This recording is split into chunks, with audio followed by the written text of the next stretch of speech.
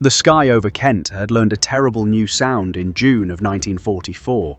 a stuttering, mechanical buzz that civilians likened to a badly tuned motorcycle climbing through low cloud. And on the morning of June 13th, that sound fell silent over the village of Swanscombe, and the silence itself became the warning because when the engine cut out, the bomb was already falling. Britain had survived years of the Blitz, had hardened itself against the roar of German bombers and the whistle of falling ordnance,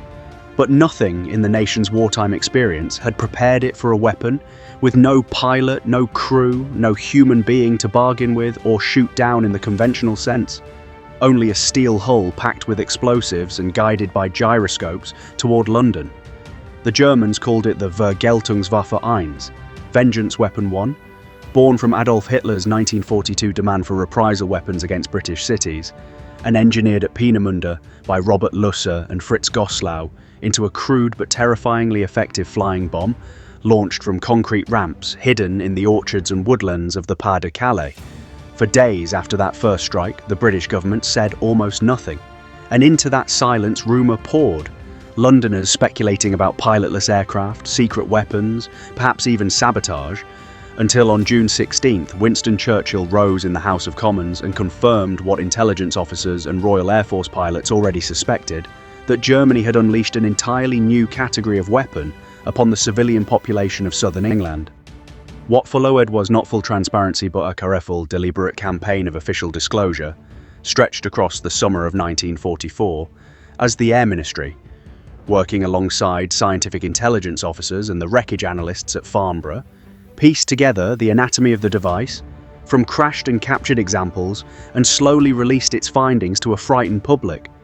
The numbers that emerged were sobering in their simplicity: a range of roughly 150 miles, enough to reach London comfortably from the French coast, a cruising speed between 300 and 350 miles an hour, fast enough to outrun many contemporary fighters at low altitude, and a warhead approaching a ton of high explosive, capable of flattening a city block and shattering windows for hundreds of yards in every direction. The Air Ministry's disclosures served a dual purpose: arming the public with enough understanding to recognise the danger and take shelter when the Engai note died overhead, while also quietly reassuring the nation that this was a known, measurable threat, not some unstoppable sorcery, a machine with calculable weaknesses that British science and British pilots were already exploiting.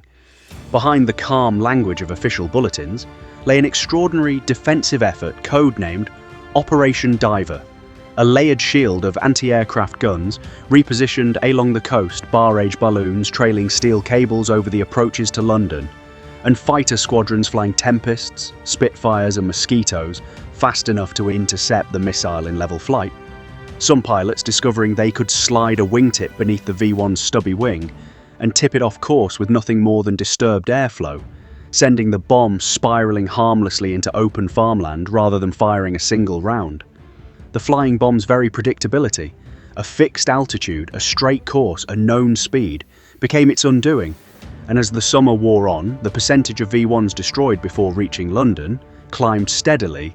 from a discouraging fraction in the opening days to the majority of incoming weapons by August, a triumph of integrated radar, gunnery, and airmanship that the Air Ministry was careful to publicise alongside the threat itself, understanding that morale depended on showing the enemy was being beaten as much as on explaining what the enemy had built. Yet for all the technical detail released to the press, the human reality beneath those statistics remained brutal and unrelenting. More than 9,000 V-1s launched against southeast England in barely 3 months, over 6,000 civilians killed, tens of thousands more injured, entire streets in Croydon and Lewisham and the East End reduced to broken brick and timber in the space of a single detonation, and an exhausted population learning to live by ear, listening for the engine, dreading the silence that followed. Children in London were evacuated again, for the second time in the war, and the phrase Doodlebug summer entered the British vocabulary as a season of grim, watchful endurance, lived beneath a sky that could kill without warning and without a face to blame.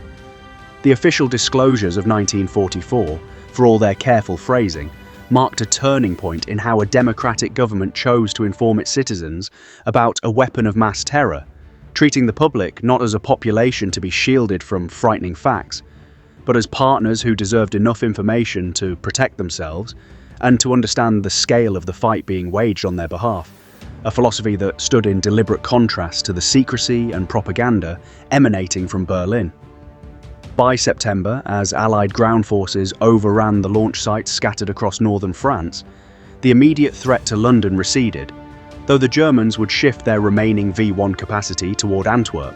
and continue sporadic attacks into the war's final weeks, and a deadlier, supersonic successor, the V-2 rocket, would soon arrive to prove that even Britain's hard-won defences against the Doodlebug offered no answer to a weapon that fell from the edge of space without any warning sound at all. What the V-1 campaign ultimately revealed, beyond its published specifications and its terrible arithmetic of casualties, was the arrival of a new and permanent feature of modern warfare,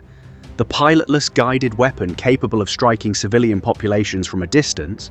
a concept that would shape military thinking for the rest of the 20th century and beyond. And the British public's experience that summer, informed in real time by official bulletins rather than left to rumour and fear, stands as one of the earliest examples of how a nation, under attack from an unmanned weapon, chose to face that fear with knowledge rather than silence.